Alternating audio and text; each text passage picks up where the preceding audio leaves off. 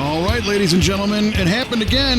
Whether you knew it or not, you hit play on another tantalizing episode of tantalizing V8 Radio. episode of V8 Radio. Wow, I'm tantalized. I actually know what tantalizing means. Right on. Why don't you tell us all? It means when you get tantled. It's correct. Correct. Or having a strong power to provoke or hold interest. Oh, right on. Mm-hmm. Do we have any of that? Maybe a little. Based on our present location. There you go. Well, I'm Kevin Ostie, joined as always by our esteemed co-host, Mr. Mike Q-Ball Clark, and we're coming to you live to recording from the dead center of the 2021 Muscle Car and Corvette Nationals in beautiful Rosemont, Illinois, right near Chicago. Boy, howdy.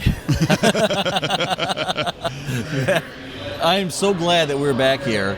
I mean, of course, 2020, we had to take off. The show didn't happen. And it's great to have this back again. It's like we never left. Great crowds, Saturday and Sunday. Amazing vehicles. Yeah, that's totally true. And so last year, of course, was the online virtual Muscle Car and Corvette Nationals from the Brothers Collection. And this year, you know, we've heard different events and people hemming and hawing if they're going to go or not. Well, everybody came to this one, so They sure did, man. In droves. Yeah, and what's even cooler is it's like a 2-year build-up to this show because it didn't happen in 2 calendar years, you know, essentially. Correct. So all the hot cars are here. But before we get into that, we do a thing on this podcast every once in a while at the beginning of every show where we throw out a trivia question that you can play along at home and yell correct answers at the device. Or you say cringe, ooh, that's not correct. Oh, yeah. A little nod to Michael in our shop who was listening to Mr. Q-Ball try to answer a trivia question recently and went, ooh, yeah, that's not right. Oh, boy. All right, so have you prepared a trivia question?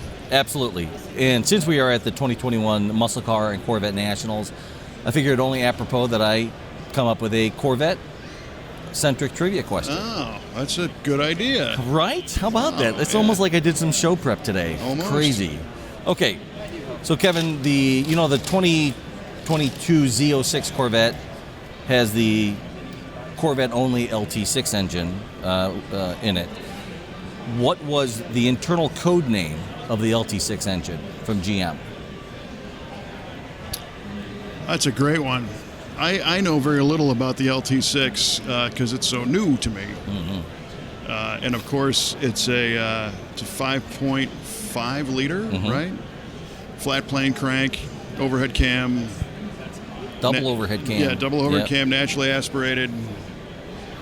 Bad machine. Yes. That we would love to have in a crate program, and apparently GM isn't going to do it yet. But what do they call it? Yeah. I don't know. I didn't read anything on it, so it's not an intuitive answer. I can't deduce and land on it. Okay. So I'm just going to take a... You're going to take a whiff? Take a wag at this one. Okay. And they called it... You know, it's going to have something to do with the fact that it's a non-pushrod Corvette production engine, I'm going to guess, right? Some kind of... I don't know. Some kind of historical nod. So they called it Le Mans. Le Mans. Ooh. That is a great answer. It's a big stretch because it is, but that's my guess. Okay. Final answer? That's it, man. I Duly got nothing. noted. All right. Okay, well, seeing that we're coming here from the Muscle Car and Corvette Nationals, really? I thought it would only be apropos to do a Corvette-based question. Darn. Yeah. Well, what do you know? Well, Corvette is this Muscle Car and Corvette Nationals' middle name, after all. Yeah, right? So I ask you, how many 1970 Corvettes were built in black? Ooh, wow. Were built in black. Painted black from the factory. I got a feeling that this is a Kevin Ostie trick trivia question. Trick trivia. What is that? Trick trivia. We all know question. what that is. Even Michael at the shop knows what that is. No. Okay, how many were painted black? Well, I don't think it's going to be a very big number. Well, there's not a whole lot of 70 Not a whole lot of Corvettes. 70 Corvettes. So Anyway. it doesn't matter, big block, small block. Correct. Yeah, just Okay. Since I don't know the exact number, I'm going to take a wag, okay. and I'm going to say 1. 1. 1 was painted black. Wow. That's a daringly low number Yeah, of black well, Corvettes. it's a daringly low question. All right. Well, if that's your final answer, It is duly noted. We'll All find right. out at the end of the show. Dig it. All right. So here we are at the McCacken show, man. We're back Whew. and And I've never worked so hard in my life. yeah, had a little work to do here this Yeah. weekend. So I got in on Friday afternoon. The show setup day is like, I think they actually started setting up on Wednesday this year. I think so. So they had a couple days of preset. Saturday was the first day it was open to the public, and then here we are today on Sunday. I got here Friday afternoon and had the opportunity to kind of scope things out and see some cars before the gates opened to the public Saturday, and shot some video ahead of time of some cars. And then Saturday we showed up first thing in the morning, and I was scheduled to. This year I've learned I'm the official MC of this event. You were. You Yeah. absolutely were. That's printed in the magazine. Yeah. Oh, right. That's how I learned that. I got my McCacken magazine in the mail, and I'm like, oh, look. Oh, look at that. I just got I promoted. got promoted. So I think it was supposed to be John Cramen from Meekum. Correct. And maybe somebody else also doing unveilings. Mm-hmm. And unfortunately, Mr. Cramen couldn't make it. So I ended up doing the majority of the unveilings, outside of a couple. Correct. That Scott, Our good friend Scott Hope from Meekum Auctions Yep. helped out. he did a great job, of course. And so I think on my end, I think we did 22 cars. I think you're right. Yeah. I was there with you for just about all of them. Yeah, you were shooting video on them. And that's a pretty cool thing, you know. These featured restorations are revealing cars to the public that have not been seen in their restored form. Correct. And some of them have been displayed here in the barn find section in previous years, you know, covered in dust and pre-restoration. So to see them come full circle and get unveiled is really something special. It really is. Some of these cars I remember seeing in the barn find section, and then seeing them come back to life has been a real treat. Yeah. And they all have great stories. Mm-hmm. And we heard the stories that kind of ran the gamut this year of, Sure. of behind the scenes stories of these cars. And that's really what I like to do with these unveilings is learn a little bit about it and have the owner and the restorer share what's this car all about. Mm-hmm. It's the biggest challenge of this show is people can come here and walk up and down the aisles and look at all these cars, and unless you're standing there with the builder or the owner, a lot of times it's hard to really get a sense of what the true story is on the car. Yeah, it is. Right now we're looking at a row of really beautiful Buick GSs, and each one is going to have a unique story, and each one is going to be special. But yeah, you're right. You need to go up and talk to the owner, read about the vehicle to really get a sense of what the vehicle is. Yeah, so for example, there's a GS right across from us that is wearing a color called Titian Red, Yeah, right. which was not in the color palette for 70 Buick GSs. It was a Riviera color in 1970. It is in fact the color of my own 70 Riviera. It looks a lot nicer on this car. It looks good on this car. It looks I great got on to this car. admit. But it's got a striking color combo with a white vinyl top and a white interior. It's got a roll cage in it too. It's got a roll cage because Yeah. that car gets raced. And Yeah. and the week before this show started, they were putting a new short block together for that car. No kidding. Yeah, they broke it 2 weeks ago. Oh my gosh. Yeah. I did not know that. Right. So that's a great example of one of the little stories about these cars. Right, yeah. That, you know, a guy had told me about this car. gentlemen that put this display together. But I think the topper this year was the very first unveiling, which was a surprise right unveiling. And that was really nice. That was really cool. It was really well done. So the story goes, Bob Ashton, who is the principal here at the Muscle Car and Corvette Nationals and kind of the guy that puts all this together with his team, he came to me and said, the first one's going to be it's so special we can't even print it in the schedule. Which usually means we don't have something, you know? Right.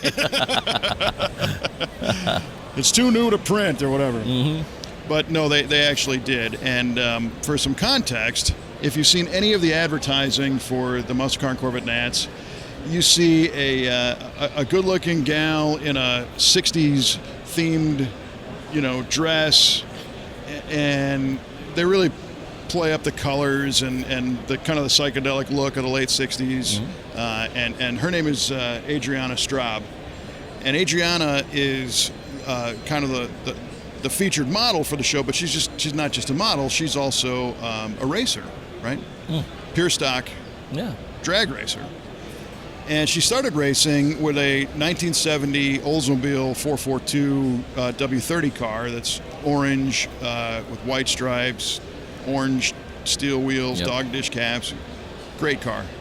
Air conditioning car, too. Heavy car. No kidding. Yeah. Oh, wow. And she ran this thing for a couple of years, and I think she's known for cutting a pretty quick light. And in pure stock, I think she ran 13:14 as her best time in that car. Yeah, I think you're right. And it's basically a stock 70 old. So I mean that's respectable for sure. Good times, yeah. So as time went on, in her family, her grandfather had passed and bequeathed the family his Dodge Dart. Yes. Yeah, it's not a Duster, it's a Dart. Correct. And her father said, you want to keep racing? And she said, yeah, absolutely. And he said, okay, well, we got to do something with these cars. We got too many cars. So maybe we got to get rid of one unless you can figure out how to finance, and pay for the one. And we're not getting rid of grandfather's Dart. Yeah.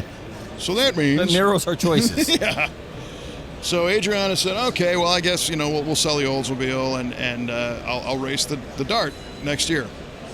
And I learned her grandfather had raced that car in the past, so it was not a stranger to the drag strip. Right. And in fact, we met Adriana and featured that Dart in the Muscle Car and Corvette Nationals After Hours live video broadcast we did a few years ago, 2018. That was one of the feature cars. We talked to her about it, looked at the car. Very cool. So you can jump on YouTube and find that video and see who we're talking about. So Adriana gets behind the wheel of the Dart for the first time, goes down the track and comes back and said, Dad, there's something wrong with this car. It doesn't steer right, doesn't brake well. What's going on? Yeah. And he said, it's because it's a Dodge Dart.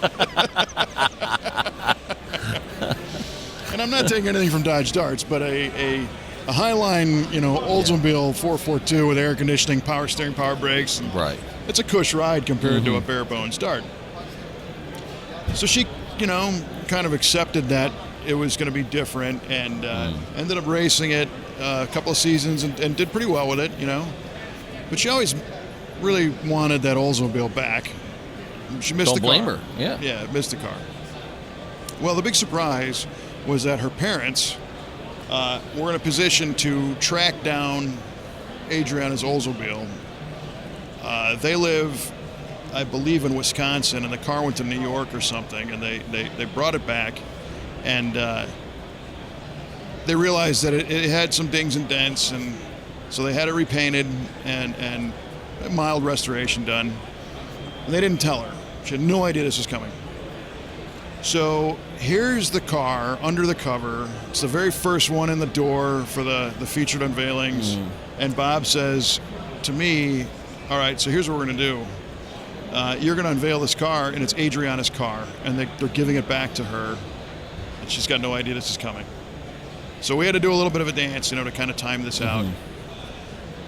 And the only thing that was a little bit strange is that normally when we do the unveiling, the owner's standing there with us in the store, right? Well, we start this one, and it's just me. So I'm trying to drum up a little bit of crowd warm up, welcoming people to the show and thanking them for coming out and how we missed doing this in the past, and it's all great now. And I said, we're getting ready to pull the cover off our very first car, and I casually said, "Hey, Adriana, do you want to help us out and pull the cover?" Because during the show, Adriana's role here is a representative spokesperson, and she's here to help pull the covers and take pictures. Sure. And so she's here to do this. Drum up some crowd enthusiasm, all that good stuff. Yeah, and she's also an ambassador for a Canadian Oldsmobile Club. I mean, oh, cool. So she's no stranger to the crowds. So I said, "Adriana, do you mind helping me pull the cover off this one?" And she's like, "Oh, yeah, sure." So she goes to the front of the car, and her uncle sneaks in on the other side and starts peeling back the cover on the other side. And I said, "All right, ladies and gentlemen, let's hear it for this this beautiful Oldsmobile, Adriana." We get halfway through now. The cover's at the windshield. "Adriana, does this car look familiar?" Yeah.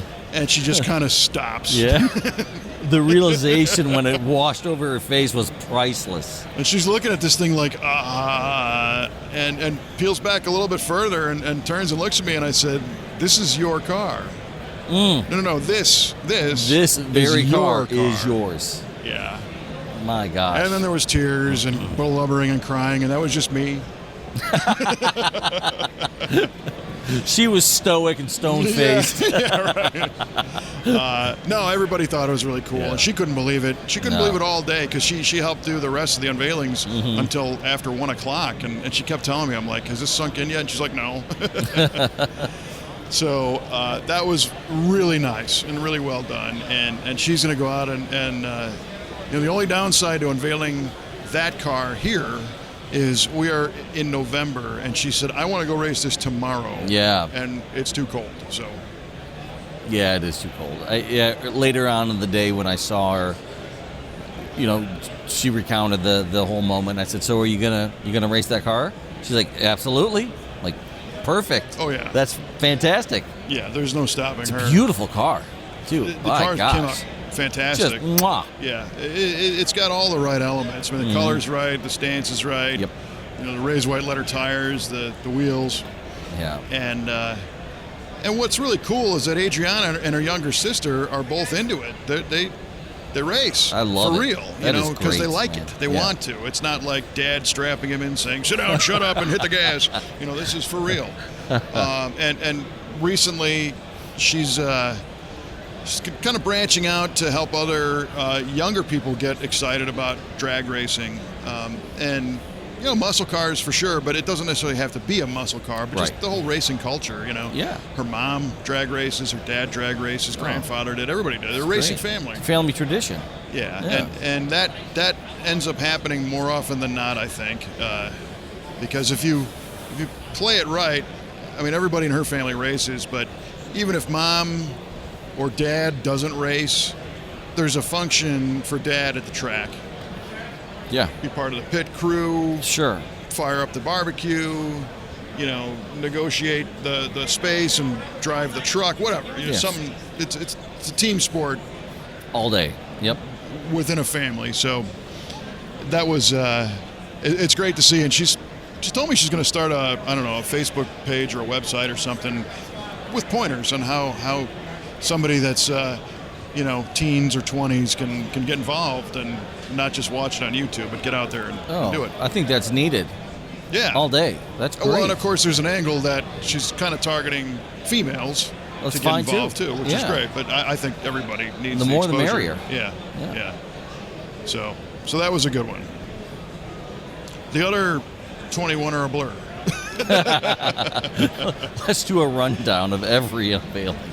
Yeah. We did a couple twin unveilings, 2 at a time cars. Yeah, we sure did. Unveiled a pair of Buick GSXs, which was insane. I mean, it's Buick heaven for you today. This year it is. Yeah. So there's the two, a white 70 and a blue 71 Stratomus Blue GSX. Yep. Beautiful cars right at the front door. We unveiled those.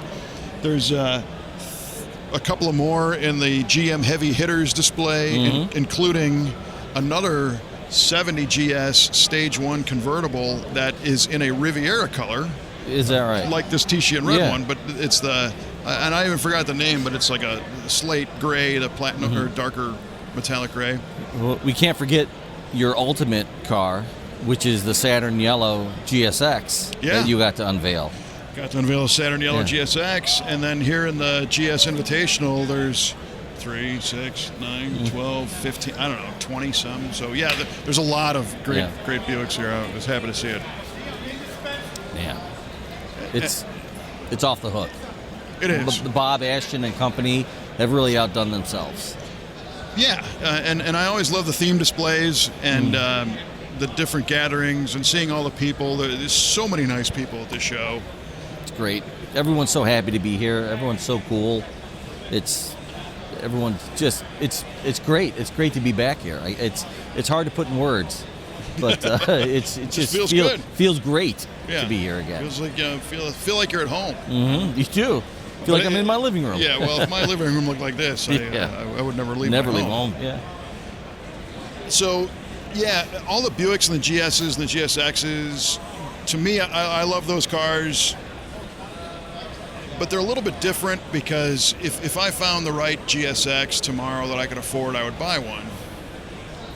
But there are cars here that are the car that are it was built or owned by somebody, or a one of one, and not to belittle anything, but not a production quality standard original GSX or what have you. And one of the all-time holy grail cars for me is sitting right there. So as we record this, we're in the Mecum display for Mecum Auctions, and we have to thank those guys for letting us take over their table and chairs. They're all standing there. Thanks, Dana. They're all literally standing there, looking at us like, what are you guys doing? Yeah, what about chairs, pal? We'll be done in a minute. Yeah. But at the Mecum Kissimmee, Florida auction in January 22. They are auctioning off the Hero Hata Merc. Wow. 51 Mercury. It's like the all-time Paramount custom car. It was done in the early 50s by George and Sam Barris. And anytime you see a Chop Merc today, it owes basically all of its design lineage to this one. It sure does. Yeah. And there's another little car that I like to call Cadzilla that also owes a lot to that one. Right. In its design. Little car. Sort of significant. Yeah, but not as significant as this one. Yeah, no way. This is the car. This is the car. It's it. And what's funny is we're here at the muscle car show of the world. Yep. And there's a lead sled sitting in the middle. Yeah. And there's a lot of people who have no idea what that is. Well, all you have to do is read about it. Read about it. There's videos. We shot a video on it. Yep. But it was kind of surreal last night. We were able to stay late with an opportunity to shoot video after hours after the show closed. And you and I spent hour and a half with the Hero Hata car. Yeah. Just shooting video and looking at it and hanging around it and just really taking it all in. That's an opportunity that, I really relished, because that does not happen. Well, that's a once in a lifetime right there. Yeah, So, who knows? I mean, when it goes to Kissimmee in January, to go across the block, who knows where it's going to end up? Right. We have no idea. Yeah. Hopefully to a good home. Hopefully. There's some tremendous cars that are going to be at that auction, by the way. Oh, my Absolutely.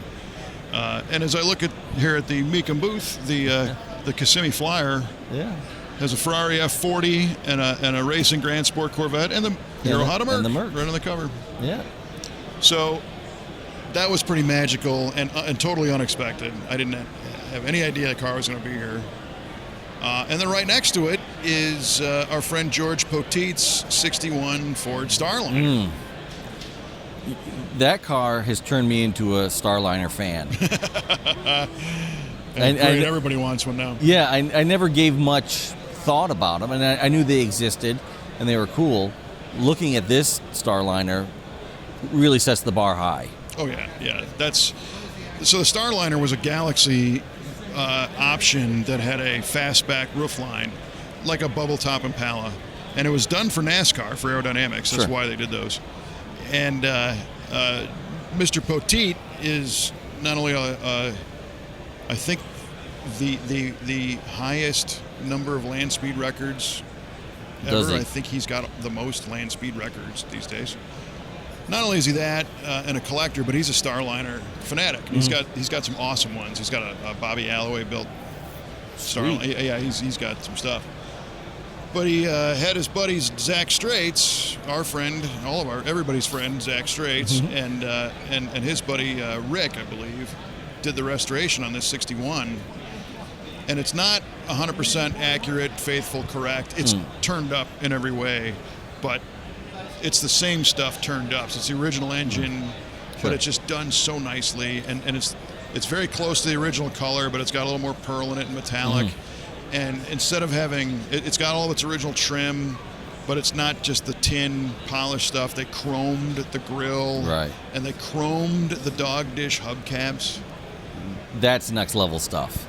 It is, and it's this light blue, and with the polished and the chrome trim, it just jumps. It really does. It pops out at you, slaps you in the face. Yeah. You look at this thing, and it draws you in, you know. And it's a 390 FE V8 under the hood with an automatic transmission, and they put Ride Tech springs on it and helped the brakes out a little bit so that it was more drivable. But other than that, it's like the nicest detailed Starliner I've ever seen. And so I turned my head from the Hirohata to the Starliner, and the Starliner is an early muscle car for sure. You know, that it certainly was. So seeing that, and like I said, we've taken over the Mecum desk, and one of the guys needs to get something out of here. Thanks for letting us use this for a few minutes, by the way. Appreciate it. So I had seen the Starliner being built and restored by Zach and company on social media, but I'd never seen it in person. Oh, cool. And seeing it here in person, it was 1,000 times nicer than the pictures. It's always nicer in person. Well, not always. Well, that's the thing. Oh, you know what? You're right. You're right. Many times you see a car on TV, or you see a car in a magazine or something, and you go see it in person, and you go, oh. Yeah, clever photography can hide a lot of sins. You're right. Yeah, a little thing called Photoshop. Yeah, well, there's that. This one doesn't need it. It's better in person. So I immediately, they afford me the opportunity to have a pick award, which gets a trophy and whatnot. And I picked that Starliner immediately. And, you know, everybody knows me as a Buick guy, but I'm also a Galaxy fan. I have my 62. And when I learned about Starliners a long time ago, actually I think our buddy Eric showed me a lot about those cars. Right? Yeah, and I thought they're awesome. And then to see this one, I'm like, that's my winner. So he's got a trophy over there now. And one of their buddies actually works for George, Alan Hutchinson, comes up, and he knows that I know Zach, and he knows that I know George. Sure. And he said, hey, what is this, a little politically motivated trophy there? What is this, nepotism? And I told him, absolutely not. I don't care who owns this car. It deserves it. Yep. It's the car. Oh, my gosh. I mean, you just have to see it to believe it. Right. So I did have to backtrack a little bit, because here we have all the Buicks I could ever imagine wanting in this room, right. and I pick a Ford. You pick a Ford. Just makes you question everything you believe in. Yeah, well, my grandmother used to say, when she would give out gifts at Christmas time to all the grandkids and her own kids, each gets the same. Right? So rather than play favorites on one of the Buicks, right, I gotcha. Go to left field, pick a Ford, and equally value all the rest of the Buicks. Fair enough. So that's, only scratching the surface of the stuff that's here. I'm curious about something here. Take a look to your right, and in front of us is maybe is that a 65 Corvette, maybe? Yeah, from here it looks like it. With a beautiful red car, racing, vintage, has a 14 on it, but it's got a Ferrari plate. Yeah, and it's red. Yeah, It's red. Yeah, what's the deal? I don't know. I didn't look at it yet. Yeah, but I'm just noticing that. I mean, I saw that earlier. There's oddball stuff around here, all over the show, and that really makes me curious. Well, Corvettes and Ferraris go together like oil and water. Yeah, yeah, for sure. That's what really stands out to me. Well, so again, sitting here in the Mecum display, they always bring out really high level stuff. That's going to be. This is the pre-show for their Florida auction. Correct. There's a yellow Hemi Cuda convertible sitting over there. There sure is. You know, and so this is one of those little shows within the show. Yeah, that's going to take down a few $1 million. Oh yeah, easily. Yeah, all day. So the other theme displays, there's a Ram Air Firebird display that is insane. Don't get me started. Holy cow. That's the pinnacle for me right there. I love it. I love Firebirds. I love all Firebirds. But these are just off the hook. Ram Air 2, Ram Air 3, Ram Air 4. And I guess you said there was supposed to be a Ram Air 5 There was supposed to be a Ram Air 5 Trans Am here, but I haven't seen it. It was in the Mika magazine.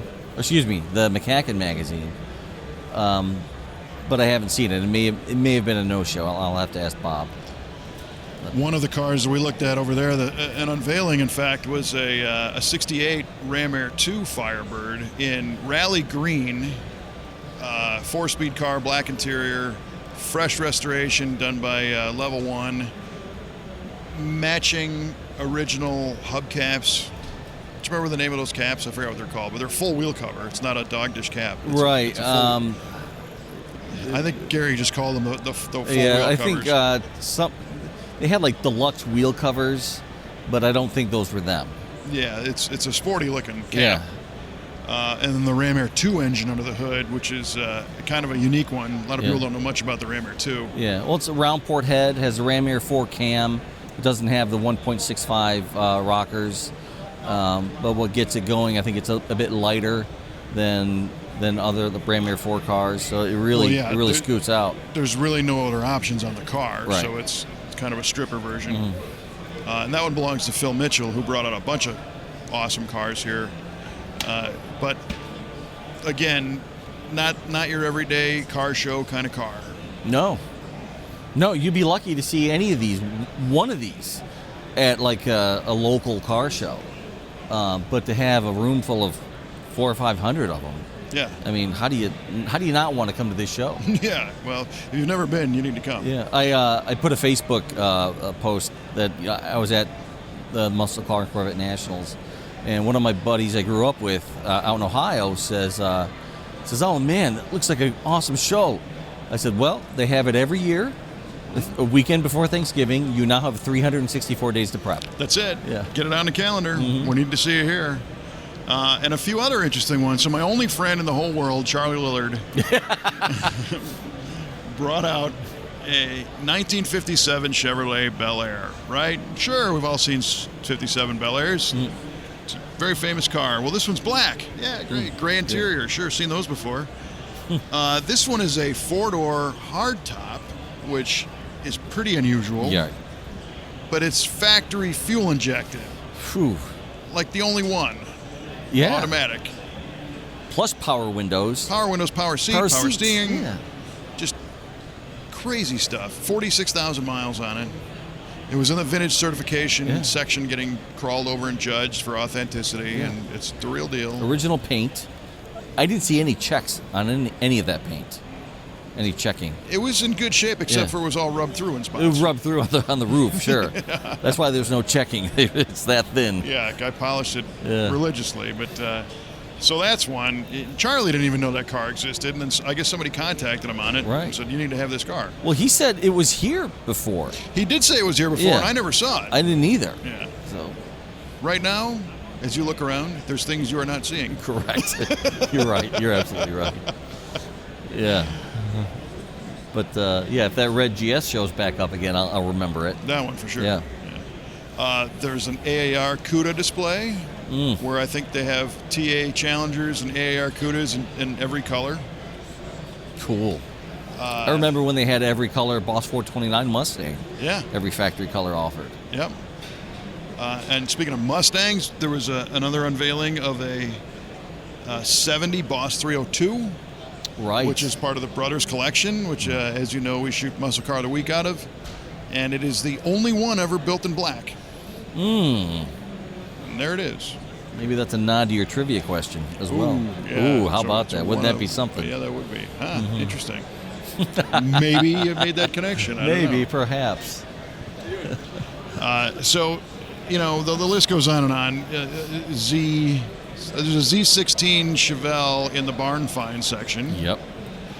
There's also another 396 65 Chevelle, not a Z16, but was actually a Copo car.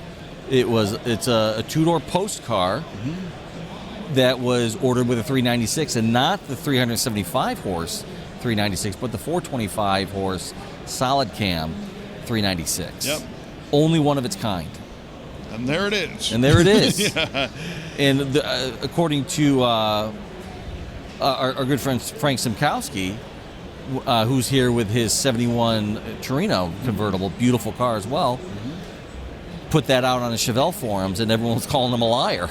Right. And and that's part of the deal. So if somebody comes to you on the street at a gas station and they've got something that they think is the only one or whatever, You take it with a grain of salt. Yeah, it could be, might not be, who knows. But here, it's different. Right. Because you have a building full of the most knowledgeable people in this hobby that own these cars, and the certification judges, and guys like Jim Madison. Correct.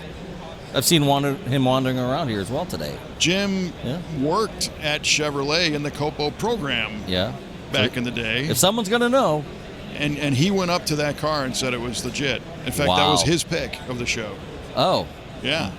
That gives a lot of credibility to that car. And Jim Madison maintained a list of all of the serial numbers of all those 396 motors.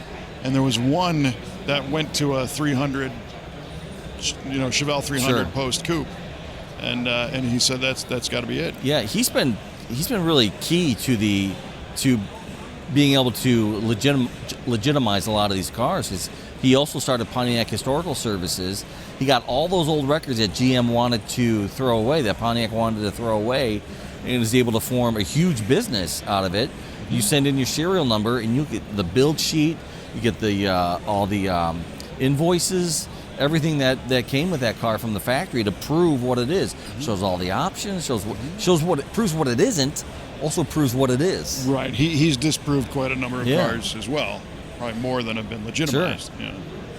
Yeah. So another interesting Pontiac, only one, is the Humbler GTO car that was in the commercial back in 1970. That's right. Silver 1970 GTO with the VOE, vacuum operated exhaust option.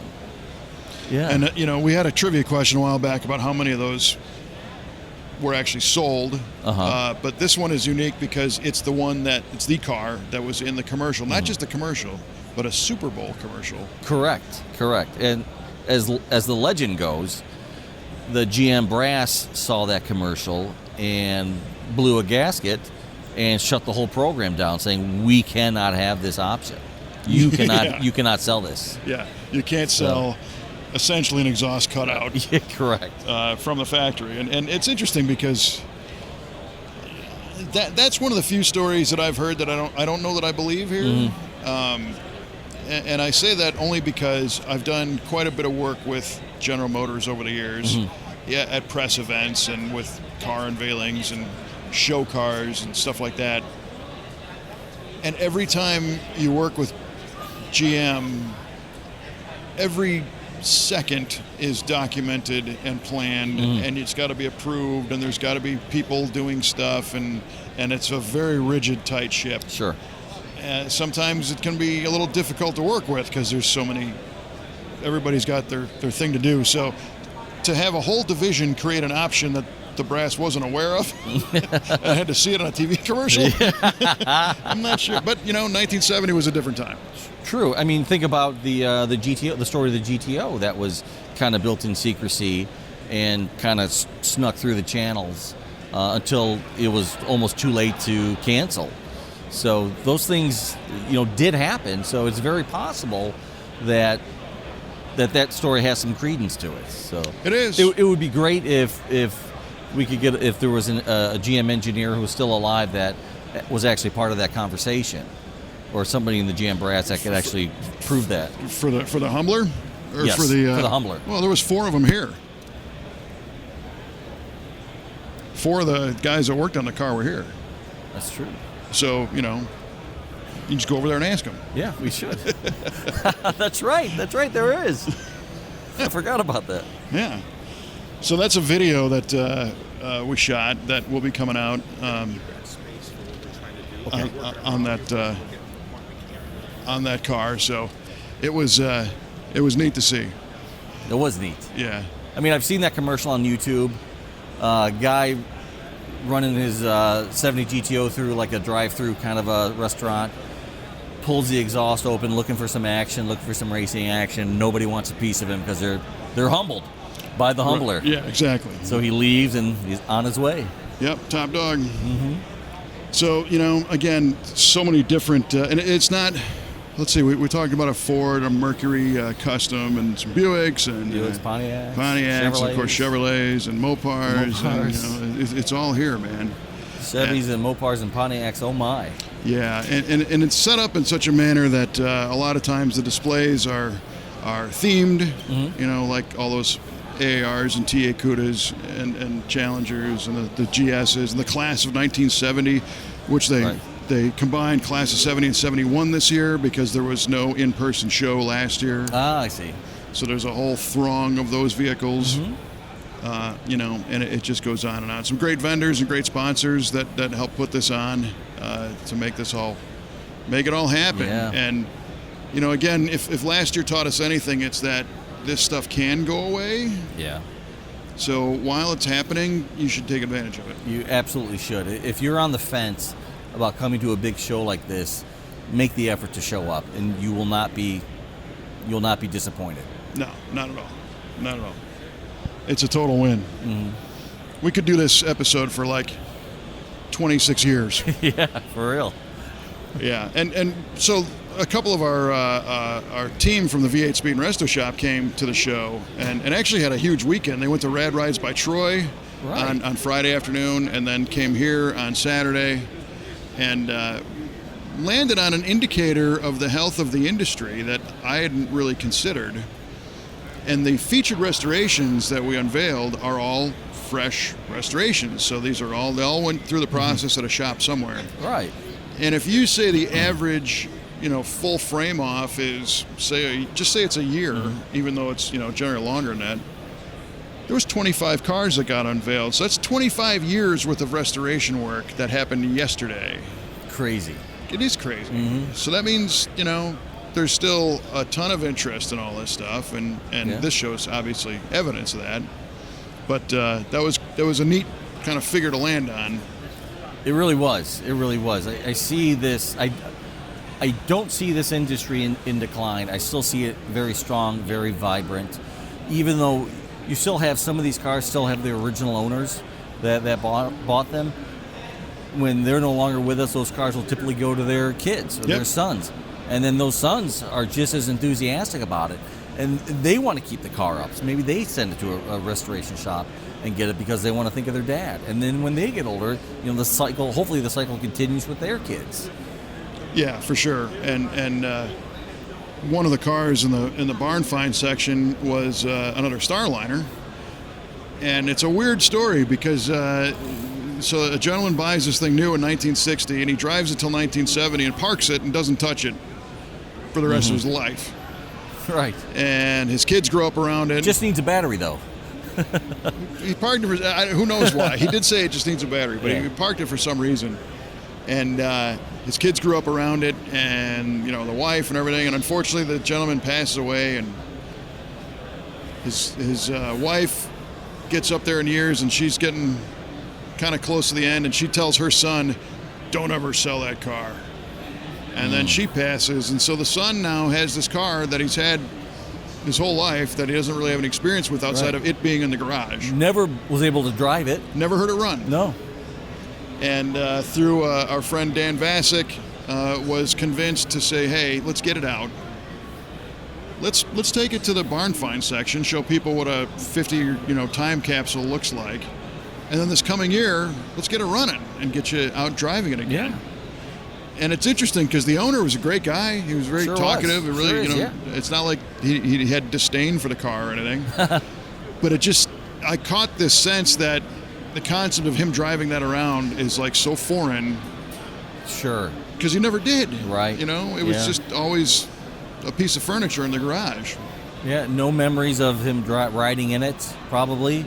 I'm not sure how old he was. Well, 1970. He said he was a couple years old, Yeah. and he did not remember driving around in it. You know, he was in the back seat as an infant, I guess, but that was it.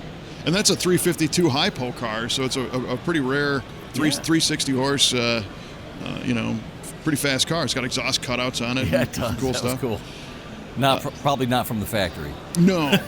Well, you know, if it was a Pontiac, they would have canceled that. Correct. Yeah. So you never know what you're going to find, and again, if you get a chance to just talk to whoever's standing by the car, and you learn these stories, like, wow, that's insane, and that's, to me, that's just as important as the car, is the story, how it got here, and what kind of life did it live, and what's in the future for this car. Yeah, man. Come to McCacken, everybody. Yeah, that pretty much sums it up. MCACN.com. Yeah. It'll be right after Thanksgiving, or right before Thanksgiving, in Chicago. We'll see you here. But in the meantime, we have to reveal some trivia questions that people are super excited to learn about. All right, Kevin. So I asked you, what was the internal code name of the new LT6 engine? And you said Le Mans. Yeah, wrong. Great guess. Yeah, wrong. Just not correct. The internal code name was Gemini. No kidding. No kidding. And it was a reference to NASA's Gemini space program from 65 to 66. And there are some little Easter eggs that are on that engine in the form of little rocket ships. Get out of here. That are cast into that engine. Now I got to get one. Externally and as well as internally. On the piston crown, there's a little rocket ship on it. Really? Yeah, man. I was so excited about this trivia question. That is so cool. So, you know, taking where the Oldsmobile rocket left off, and it's the Gemini. I love that. Yeah. I'm a little curious now as to, so Gemini, of course, was the research and development mission before Apollo. Correct. Which Apollo put the rubber to the road and went to the moon. Got to the moon. But they developed a lot of the technology in Gemini. So what's the analogy? That I don't know. So this scares me a little bit, because I think if this is Gemini, the development car engine concept is Apollo. Apollo on the way. And is it in development now? And is it electric? Oh, is it electric? I see where you're going with this. Oh, man. I don't know. But that's, you never know, man. Yeah, we don't know. But that is super cool. Yeah. I dig that. Thank you. Great question. Thanks. All right, so I asked you in 1970 how many black Corvettes, and you said one. One. And you probably channeled that Boss 302 over there. Did I? Because you did shoot that unveiling yesterday. Well, this one I have an answer and a non-answer. Oh, okay. So Are any of those correct? Yeah. One of them is. Oh, right on. I don't know which one. None. None. And black wasn't offered on Corvettes. That was in 1970. That was a guess in my head. So that's the technical answer. But is there one out there that was painted? Could be. Could be. The same way that this GS special order across the hall from us is wearing a color it wasn't supposed to come with either. Right. So I've seen a ton of C3 Corvettes in black because they just look so great in black. Yeah. A lot of people have painted them that color. Right. But for 1970 in specific, if you look at a chip chart, it's not an official factory color in 70. There. I gotcha. Okay.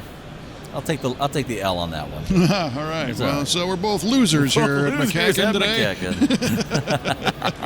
But you won't be, I promise. If you come here next year. Right.